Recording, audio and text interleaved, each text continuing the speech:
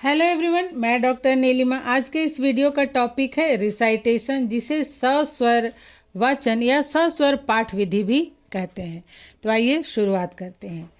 सस्वर पाठ विधि छात्रों को भाषाई कौशल में दक्ष बनाने की अत्यंत ही महत्वपूर्ण विधि है। इस विधि का प्रयोग प्राचीन काल से ही शिक्षण अधिगम प्रक्रिया में किया जाता रहा है, क्योंकि छात्रों को एक दिन में या 2 दिन में या फिर 1 महीने में या 1 वर्ष में भाषाई कौशल में दक्ष नहीं बनाया जा सकता है, बल्कि इसके लिए शिक्षा के प्राथमिक स्तर से ही सस्वर पठन विधि के साथ अन्य विधियों का भी प्रयोग करके छात्रों को बोलने, पढ़ने, शुद्ध शुद्ध उच्चारण करने, शुद्ध शुद्ध लिखने, उच्चारण के सही तरीके का ज्ञान कराना आवश्यक होता है और इसके लिए सतत प्रयास की जरूरत होती है। जैसे जब बच्चे छोटे होते हैं तो वो चुपचाप तो नहीं पढ़ सकते, इसलिए उन्हें बोल बोल कर पढ़ना सिखाया जाता है, जिससे कि वो शुद्ध उच्चारण कर सके, सही उच्चारण कर सके। और जब वो सही उच्चारण करेंगे तो फिर वो सही सही लिखेंगे भी। इसलिए सस्वर पाठ विधि का प्रयोग आरंभ से ही शिक्षण अधिगम प्रक्रिया के दौरान किया जाता रहा है और आज भी इसका प्रयोग उसी प्रकार किया जाता है। आइए देखते हैं सस्वर पाठ विधि का क्या अर्थ है। तो सस्वर अर्थात स्वर के साथ पढ़ना, लिखित भाषा को स्वर अर्थात बोलकर पढ़ना और लिखित भाषा के अर्थ एवं भाव को स्वयं भी ग्रहण करना और दूसरों को भी सुनाना। सस्वर पाठ विधि में स्वर व्यंजन की ध्वनियों, उनके उच्चारण, विराम चिन्ह, शब्दों के अनुसार भाव, शब्दों के उतार चढ़ाव, बलाघात, स्वराघात, सुर लहर इत्यादि पर अत्यधिक ध्यान दिया जाता है। जैसे कक्षा में सबसे पहले शिक्षक क्या करते हैं, कहानी या कविता को स्वयं ही पढ़कर छात्रों को सुनाते हैं। इसके बाद वे प्रत्येक छात्र से उस कहानी या कविता को पढ़ने के लिए कहते हैं। कभी कभी वो हर एक एक बच्चे को अलग से सिंगल पढ़ने के लिए कहते हैं और कभी कभी ग्रुप में पाठ करवाते हैं। तो इस विधि से शिक्षण करने पर वाचक और श्रोता दोनों ही लाभान्वित होते हैं। यहाँ वाचक अपने विचारों को या विषय को बोलकर अभिव्यक्त करता है और श्रोता उसे सुनते हैं।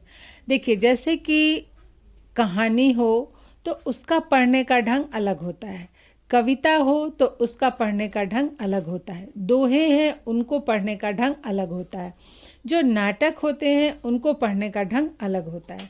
तो कहानी या कविता को या नाटक को उसके पढ़ने के तरीके के अनुसार बोल बोल कर पढ़ना ही हम कह सकते हैं कि सस्वर पाठ विधि है, जिससे कि विषय वस्तु का अर्थ एवं भाव स्पष्ट होता है, पढ़ने वाले के लिए भी और जो उसे सुन रहे हैं उनके लिए भी। अब हम देखते हैं कि सस्वर पाठ विधि के क्या उद्देश्य हैं। उद्देश्यों की बात करने से पहले मैं ये बताना चाहूँगी कि आप सब बीएड के स्टूडेंट लगभग सभी ने प्रैक्टिस टीचिंग कर ली है और सभी टीचरों ने थोड़ा बहुत छात्रों को सस्वर पाठ विधि से अवश्य ही पढ़ाया होगा, विशेषकर लैंग्वेज और सोशल साइंस के सब्जेक्ट्स को, कि आप पढ़ के छात्रों को पढ़ा के दिखाना होता है कि वो कितना पढ़ पाते हैं, कि छात्रों का शुद्ध उच्चारण कितना है, वो कितना समझते हैं जो विषय है उसे, उन्हें कितना भाषा का ज्ञान है। तो ये सभी शिक्षक प्रयोग करते हैं। तो इसका उद्देश्य जो है वो है नंबर 1, छात्रों को बोलने एवं सुनने के कौशल में दक्ष बनाना, अर्थात वो बोल भी सके और दूसरे की बातों को सुने और उसका अर्थ भी ग्रहण करें। नंबर 2 है स्वर व्यंजन की रचना एवं उसके उच्चारण का ज्ञान देना। बोलकर पढ़ने से जैसे छात्र अक्षरों को, मात्राओं को पहचानते हैं कि किस तरह से उनकी रचना की है, मतलब रचना के आधार पर स्वर व्यंजन को पहचानते हैं और फिर उसके अनुसार उच्चारण करना सीखते हैं।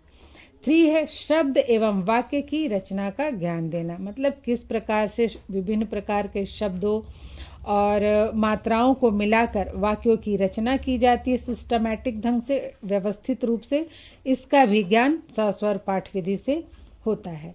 नंबर 4 है पढ़ने के प्रति रुचि जागृत करना।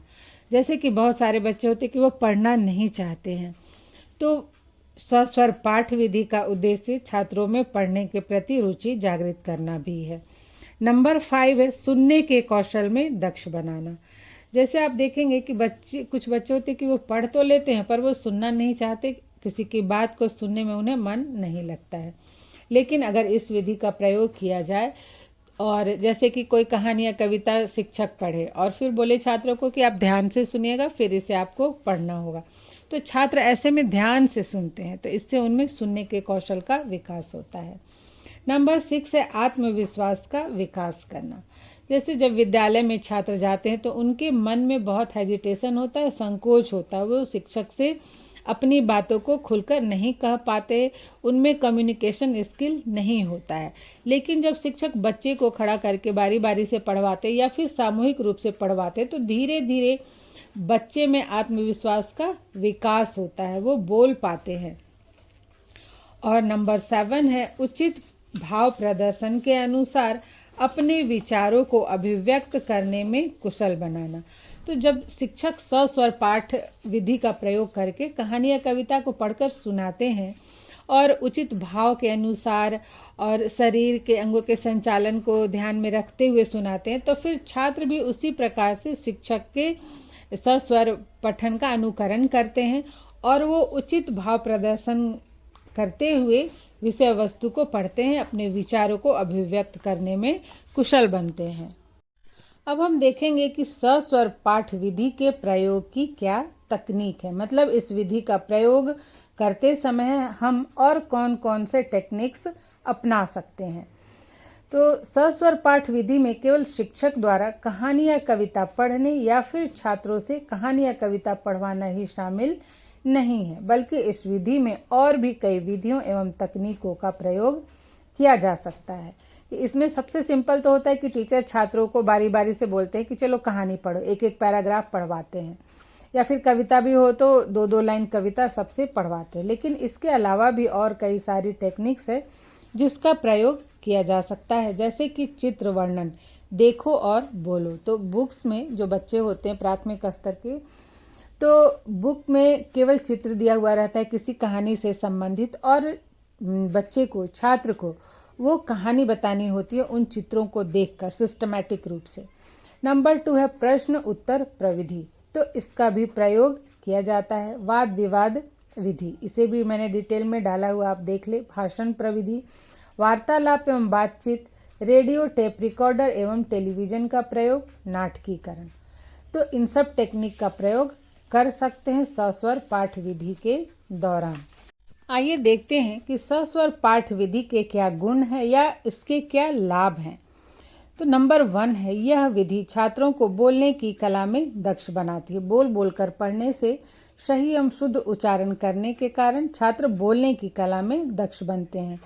नंबर 2, यह विधि छात्रों को सुनने की कला में भी दक्ष बनाती है, अर्थात इसमें छात्र शिक्षक के या फिर अपने सहपाठियों के जो भी उनका पठन है, वाचन है, उसे सुनते हैं तो वो सुनने की कला में भी दक्ष बनते हैं। बहुत बार तो हम सुनकर ही बहुत कुछ सीखते हैं। 3rd है, यह विधि संप्रेषण कौशल का विकास करती है। जब छात्र बोलने और सुनने में दक्ष बनते हैं तो फिर वो अपने विचारों को, अपनी बातों को अच्छे से रख पाते हैं। नंबर 4 है, यह विधि स्वर व्यंजन के सही ध्वनियों एवं उच्चारण का ज्ञान प्रदान करती है। तो पढ़ते समय जब छात्र सस्वर पढ़ते हैं तो उस समय वो अक्षरों, मात्राओं और चिन्हों को ध्यान में रखते हुए पढ़ते हैं और सही उच्चारण करने का प्रयास करते हैं। तो इससे उन्हें ध्वनियों का और उच्चारण का ज्ञान प्राप्त होता है।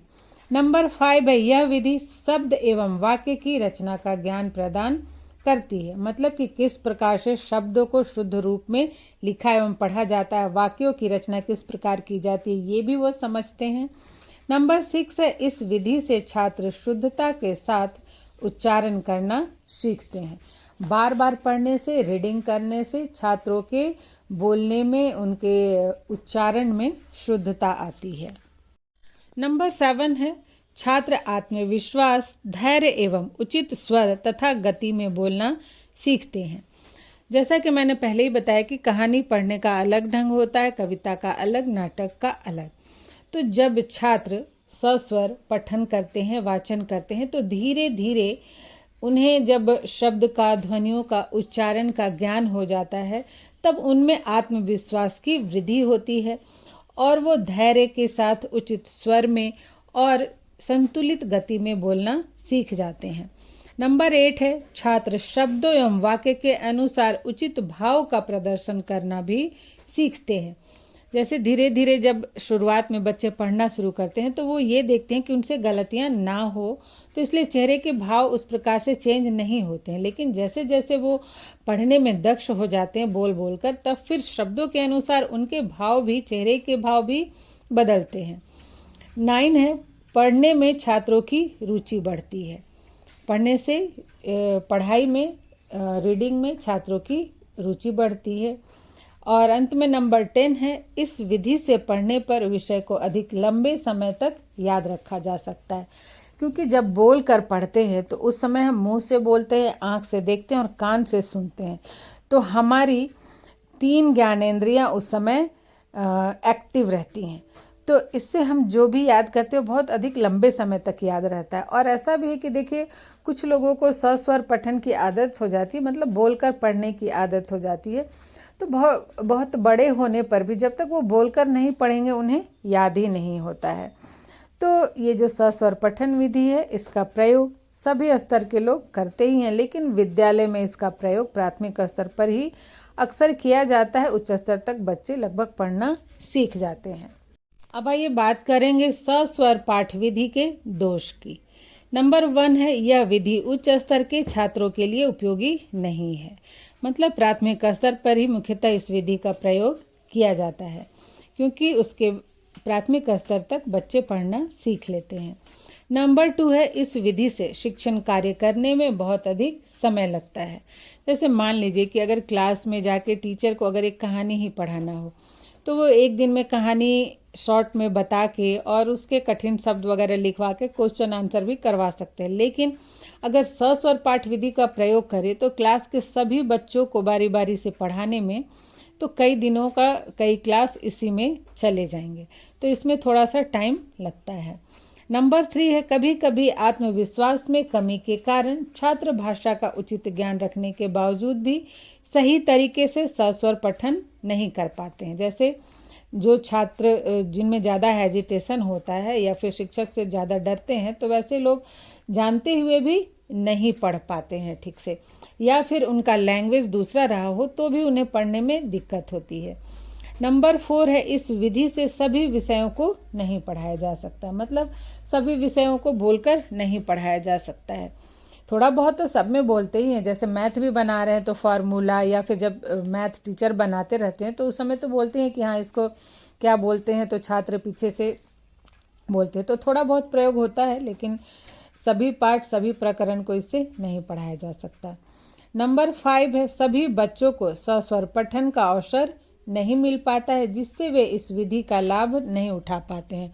मान लीजिए अगर कक्षा में छात्रों की संख्या बहुत अधिक हो तो ये संभव नहीं होता है कि सभी बच्चों को पढ़वाया जाए। बहुत मुश्किल से 1-2 बार ही उनको पढ़ने का मौका मिल पाता है, जिससे जो इस विधि का उद्देश्य है वो पूरा नहीं हो पाता। और अब अंत में हम सुझाव देख लेते हैं कि किन किन बातों का ध्यान रखें जिससे कि यह विधि बहुत ही प्रभावशाली बन सके।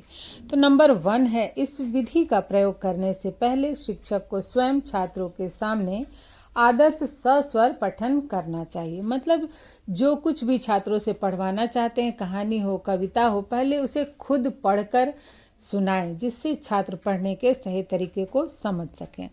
नंबर 2 है, इस विधि का प्रयोग छात्रों की आयु एवं मानसिक स्तर के अनुसार ही करना चाहिए। मतलब जैसा कि मैंने बताया, प्राथमिक स्तर के तक के बच्चों के लिए करना उचित होता है।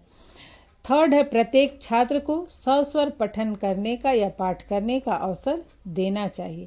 मतलब ऐसा नहीं कि कुछ चुने हुए बच्चों को जिनको अच्छे से पढ़ना आता है उन्हें ही दिया जाए, बल्कि सभी बच्चों को सस्वर पढ़ने का अवसर देना चाहिए।